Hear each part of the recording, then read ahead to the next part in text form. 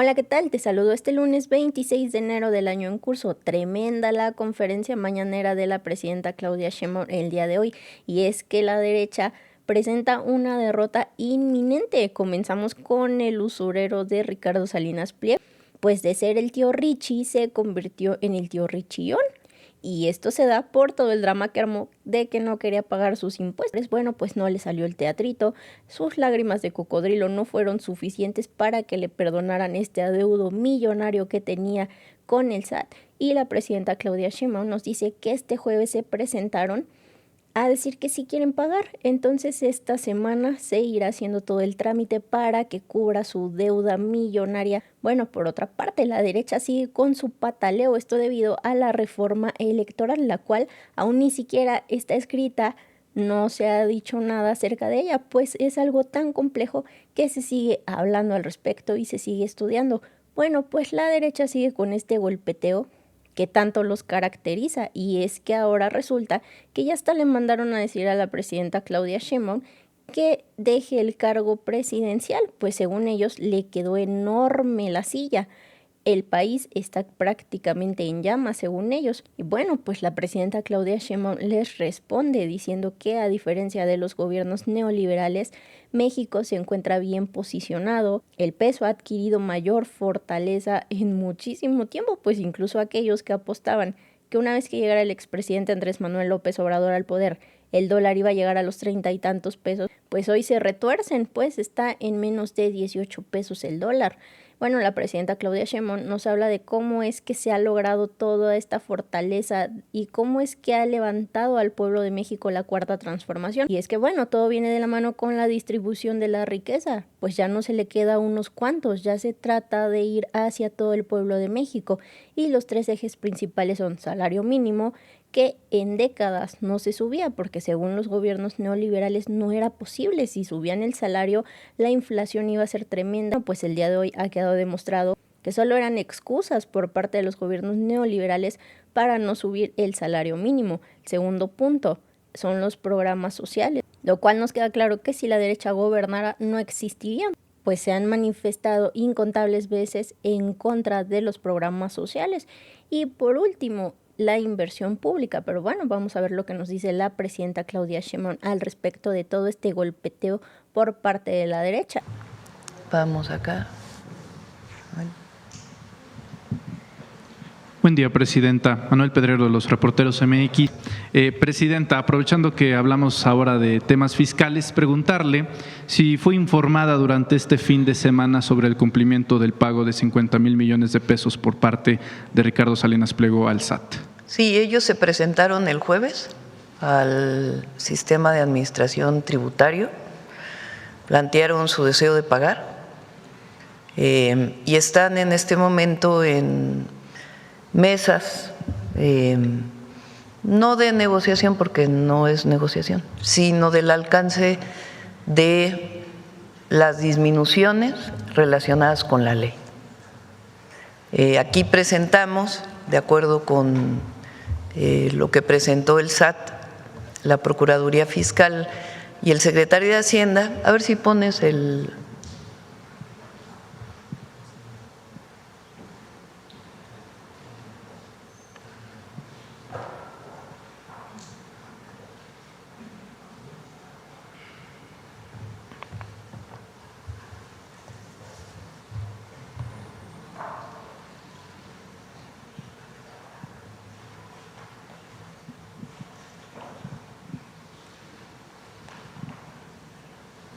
¿No está? Sí está. Lo presentamos el miércoles, ¿no? O sea, ya lo presentamos hace tiempo y lo presenté nuevamente el miércoles. Es de la presentación del SAT.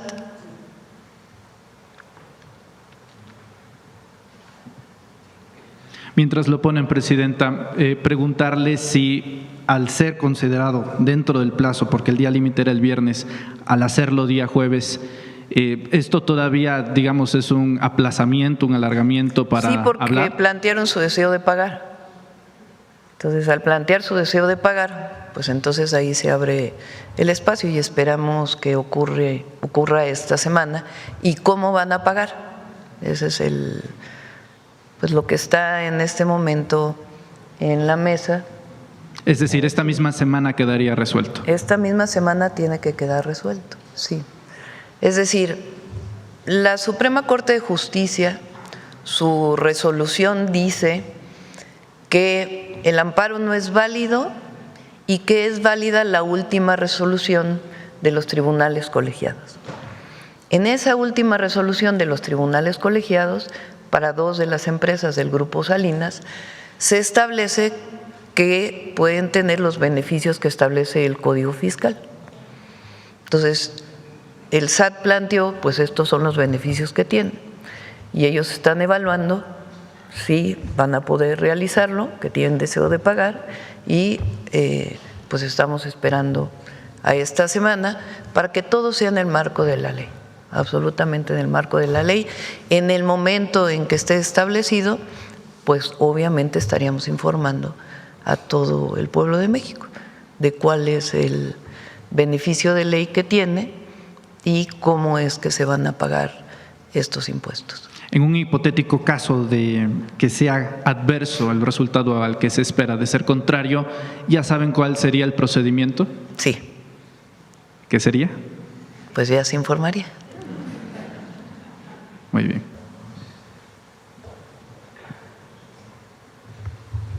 Ahí dice, del 13 al 2018 el SAT determinó a través de resoluciones administrativas adeudos de ISR correspondientes a los ejercicios 2008, 2009, 10, 11, 12 y 13. 2013 al 2018, esto es muy importante. Del 2019 al 2023, el Tribunal Federal de Justicia Administrativa confirmó las resoluciones del SAT.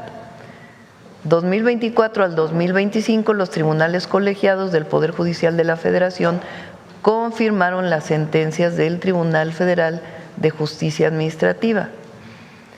En el 2025, la Corte desechó los últimos recursos y confirmó la actuación de los tribunales colegiados y del Tribunal Federal de Justicia Administrativa y del SAT. En enero de 2026 se requerirá el pago por 51,000 millones de pesos conforme al Código Fiscal de la Federación. Eso fue notificado el 9 de enero. Ahora, en caso de intención de pago, podrá solicitar ajustes conforme a las sentencias de los tribunales. Eso es lo que dice explícitamente las resoluciones. Dependiendo del orden y esquema de pago, el ajuste podrá ser de hasta 39% de conformidad con la ley. Y eso es lo que está en este momento estableciéndose. Gracias, Presidenta. El fin de semana usted comentaba a través de sus redes sociales, hacía un ejercicio de reflexión sobre el salario mínimo. En Reporteros MX hicimos una comparativa de los distintos salarios mínimos en América Latina conforme a los dólares, ya que muchas economías locales han dolarizado justamente sus salarios mínimos. El caso, creemos más destacable, es Argentina, sobre todo por la contraposición ideológica que tiene el gobierno argentino con el gobierno mexicano que usted encabeza. En la tasa mensual, el salario mínimo mexicano está alrededor de $540 mensuales, bajo el precepto de subir el salario mínimo año con año, mientras que el gobierno argentino, a través de destaces del propio Estado y recortes monumentales, incluso quitando muchas veces las pensiones a adultos y adultas mayores, ha llegado a rondar, aún con crecimientos, en $240 mensuales, inclusive aún así subiéndolo dentro de su propia moneda. Le preguntaría, en estricto sentido, ¿por qué el fondo de esta política pública y, sobre todo, con el valor que tiene en estos momentos el peso mexicano, rondando, según la última vez que vimos, 17,36 unidades, Presidenta? Vale la pena destacar que se habló en 2024 y en 2018 que si usted o el entonces presidente López Obrador ganaba la presidencia de la República, iba a rondar el dólar por el orden de los 25, 27 pesos. ¿Qué pasó ahí? Cambió el modelo económico y esto ha fortalecido la economía nacional. Pero lo más importante, el bienestar de la gente. Ayer decía antes de ayer, en un evento, que la cuarta transformación, si se puede describir en 2 palabras, además del principio de por el bien de todos, primero los pobres, es justicia y bienestar. Justicia porque esencialmente seguimos luchando por la justicia social y por un sistema de justicia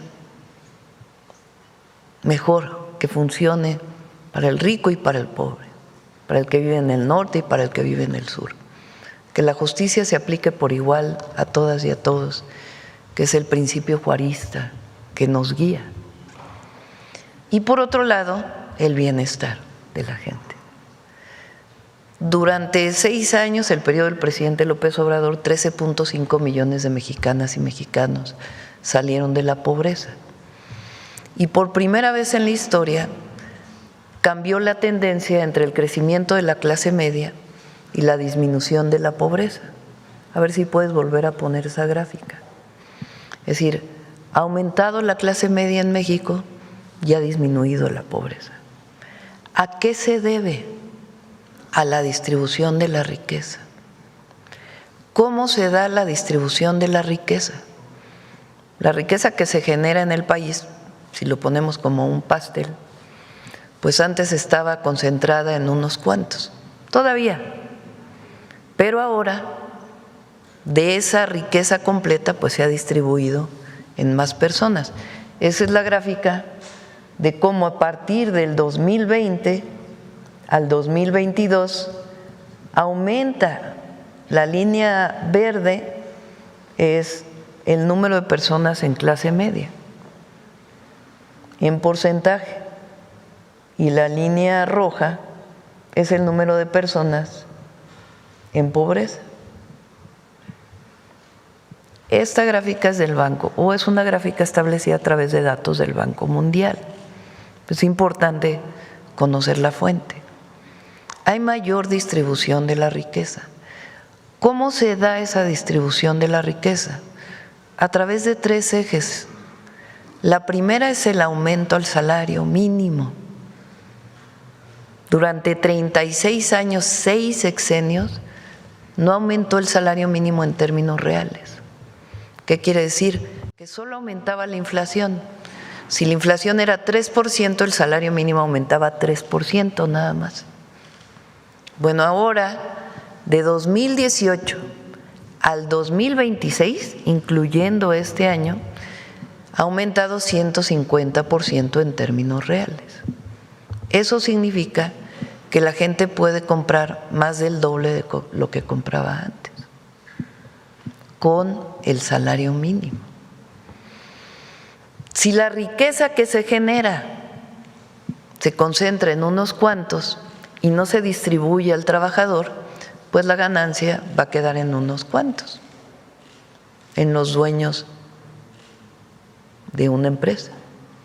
Pero si aumenta el salario, pues entonces la riqueza que se genera entre trabajadores y la inversión, pues se va a distribuir. Entonces, en México lo que ha ocurrido es que con el aumento salarial ha aumentado la distribución de la riqueza. Eso se muestra también en el INEGI. Llegamos a ser el país más desigual del mundo. Y esa diferencia entre los más ricos y los más pobres se ha reducido. Entonces, lo primero es el aumento al salario mínimo. En los países en donde no aumenta el salario mínimo, no disminuye la pobreza y no disminuyen las desigualdades. Así de sencillo. Lo segundo son los programas de bienestar. El recurso que pagan los mexicanos en impuestos ahora se cobran mejor. Ya no hay la corrupción que había antes. Y además ya se prohibió el descuento de los impuestos. Entonces, eso está en la Constitución. Ya no se permite, con excepción de lo que está en ley, la condonación de impuestos como tal.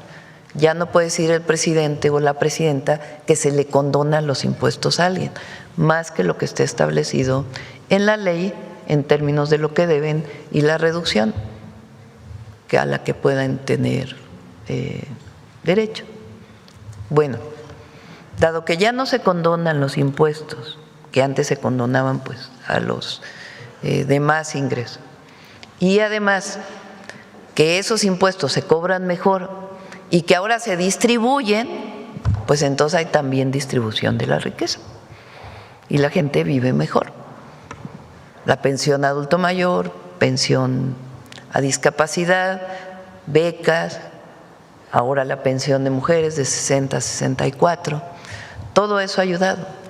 Y la tercera es que durante mucho tiempo dejó de haber inversión pública directa, se hacía a través de las APPs. Entonces ahora pues ha habido más inversión pública, sobre todo en el periodo del 18 al 24, y ahora este año va a haber todavía más inversión pública. Esas tres acciones que tienen que ver con un modelo de desarrollo distinto, pues han permitido que la gente viva mejor y que haya justicia en el salario, y además nosotros creemos en el acceso a la educación, a la vivienda y a la salud. Eso es muy distinto al periodo neoliberal. ¿Qué pasa en Argentina? Pues ellos regresaron ya no al periodo neoliberal, sino a algo todavía más excesivo, que le llama su presidente al liberalismo total, ¿no? Que no es libertad, es liberalismo económico, que es muy distinto a la libertad. Gracias. Para finalizar, presidenta, no sé si está al tanto de la última publicación de la casa encuestadora de Reporte Índigo, en donde se hace una serie de preguntas a los mexicanos. Usted aparece rondando con el 80% de aprobación entre esa encuesta, y entre segmentos se devela también preguntas con la relación Estados Unidos, está por dentro del margen del 70%, también en los márgenes de honestidad. Sobre las campañas que ha habido, sobre todo en redes sociales, presidenta, ¿considera que no ha pesado, no ha impactado ante el pueblo mexicano estas mediciones que de repente se tratan de socializar, de mediatizar, y que contrasta de repente con las publicaciones de este estilo? Pues hay que estar informando. Si nosotros no tuviéramos la mañanera, no estuviera yo informando directamente a la gente a través de la mañanera y de las visitas que hago a las distintas entidades de la República, y muchos medios alternativos que nos ayudan a tener una visión distinta de mucho que aparece en las redes, que por cierto cada vez hay más mentiras en las redes. Hay que tener mucho cuidado con las redes porque el exceso de la inteligencia artificial genera una información falsa muy grande. Si no tuviéramos eso, probablemente impactarían más. Pero pues el estar manteniendo la información ayuda muchísimo. A ver, de este lado. A ver, el compañero estaba desde el otro día ya en Puebla. Ya no te di la palabra. Muchas gracias, presidenta. César Huerta, de la revista Polemón. Y pues justo ahora que nos comentaba la situación de cómo ha disminuido la desigualdad y cómo bajó la pobreza durante su gobierno y el del expresidente Andrés Manuel López Obrador, pues yo quería preguntarle sobre lo que publicó la revista The Economics la semana pasada, en un artículo que habla sobre México, Morena y los gobiernos de la Cuarta Transformación, con un título muy taquillero, pero pues también muy alarmista, en el que dicen que México, pues el poderoso gobierno de la izquierda está tambaleándose, así menciona la revista. Dice en él, aunque pues reconocen que más de 13 millones de personas lograron salir de la pobreza, pues en el artículo se afirma que la economía mexicana no está creciendo, que ya no hay recursos suficientes, que existe un fuerte déficit y que de continuar esta tendencia no será posible sostener hasta el final del sexenio todos los apoyos sociales establecidos durante los gobiernos de la 4T. ¿Qué opinión le merece esta visión alarmista, Presidenta, considerando que pues esta revista históricamente ha golpeado a los gobiernos de izquierda y es uno de los principales promotores del pensamiento neoliberal? No va a ocurrir eso. Está considerado todo el recurso para todos los programas de bienestar y también para la inversión, para infraestructura. Ya les dije que en febrero presentamos los distintos mecanismos de financiamiento para la inversión pública que garantizan finanzas sanas. Y como me comprometí, un porcentaje de la deuda muy racional respecto al PIB. Somos de los países de la Organización para la Cooperación y el Desarrollo Económico, de los países que menos deuda respecto al PIB tiene, y eso se va a seguir manteniendo. No va a haber un aumento desproporcionado de la deuda. Es la racionalidad que debe existir ante ello. Si hubiera un problema grave, pues el peso no estaría como está. Y el peso está bastante fuerte, no tiene problemas. Entonces, no, es falso lo que están planteando ahí. Hay un manejo de las finanzas públicas muy responsable. Y ha habido, no dicen ahí, por ejemplo, cómo ha aumentado el ingreso, a pesar de que no ha habido aumento de impuestos. Ayer mencioné que se inauguró la Agencia Nacional de Aduanas, que está en Nuevo Laredo. Por cierto, qué frío hacía en Nuevo Laredo. Que el ingreso por aduanas va a aumentar todavía más y la modernización de aduanas va a continuar este año de manera muy importante. Entonces, no tiene problema. Es una interpretación de esta revista que a lo mejor busca decir lo que ellos quisieran que ocurriera, pero no, eso no va a ocurrir. Y, Presidenta, pues los comentócratas y los paladines de la democracia, como los llamó usted, pues han reaccionado con mucha histeria ante una reforma electoral que ni siquiera ha presentado. Sí. Sergio Eso Aguayo. es lo más, ya hasta se iban a movilizar, ¿no?, los de la oposición.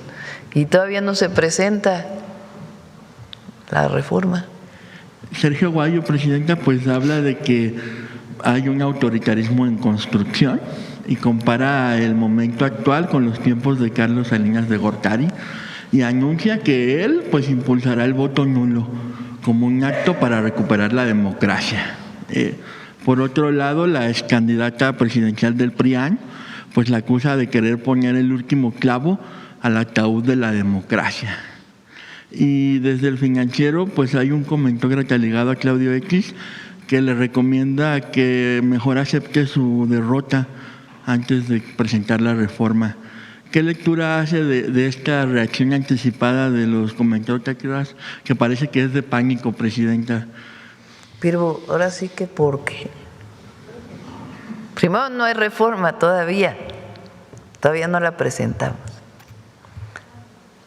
Segundo, porque no voltean a ver los fraudes electorales del pasado, ya lo mencioné la semana pasada. Porque ellos no dijeron nada, al contrario, aplaudieron. Es más, muchos de ellos financiaron, o sus amigos financiaron, el fraude electoral del 2006, el peligro para México. Nunca dijeron nada del 2012 y la compra de votos.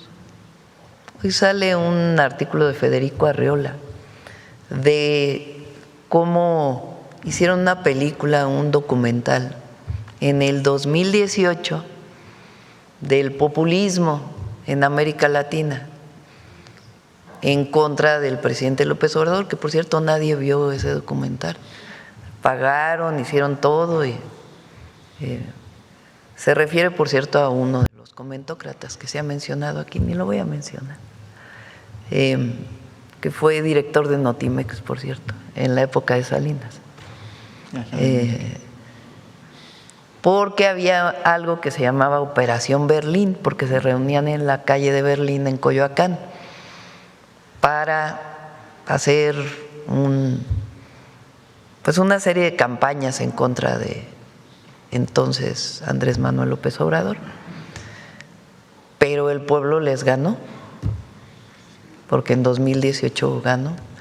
Ahora Lorenzo Córdoba está preparando un libro donde dice que no se ganó la mayoría calificada en el 2024, cuando hemos demostrado paso por paso que se cumplió todo lo que dice la ley electoral y que se aplicaron las mismas fórmulas que en el 2015, que en el 2012, que en el 2018, que en el 2021.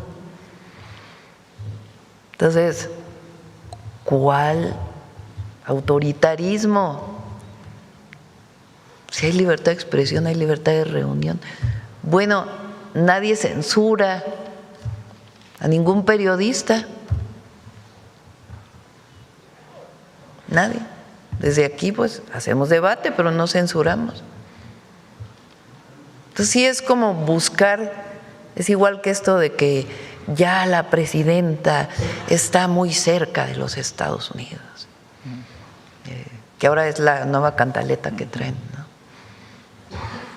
Se están queriendo inventar algo porque como la realidad pues se estrella frente a sus ojos, porque la gente pues no reconoce, entonces lo que quieren es construir pues una realidad virtual en donde la gente supuestamente está contra nosotros, o que nosotros estamos con el autoritarismo, no sé, entregando al país o quién sabe qué cosas. Nada que ver. Presidenta, y pues preguntarle su opinión sobre lo que hizo la Corte. Ayer los ministros, en un comunicado dijeron que van a regresar sus camionetas después de pues el escándalo mediático que se hizo. ¿Qué piensa sobre esta decisión pues de que recularon y ahora ya no van a usar estos vehículos y a lo mejor o regresan esos vehículos, cancelan la compra o se los dan a jueces que necesiten esas camionetas blindadas? A mí me parece bien.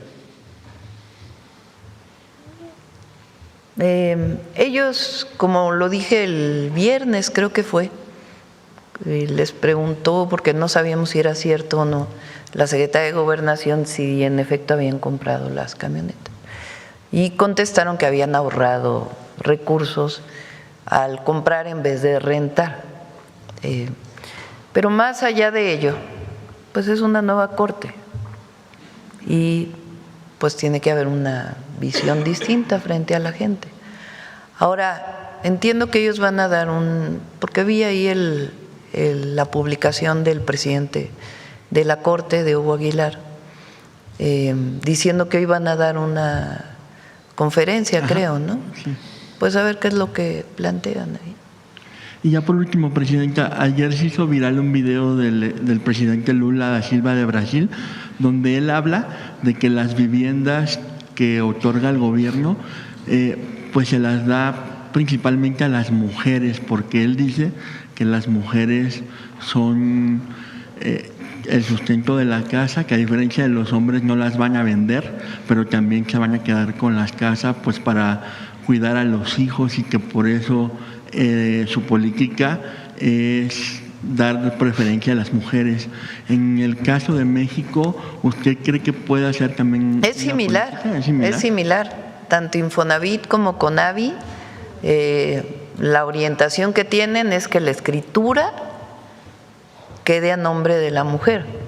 Ahora, a veces el crédito del Infonavit, pues quien trabaja es el varón, el hombre.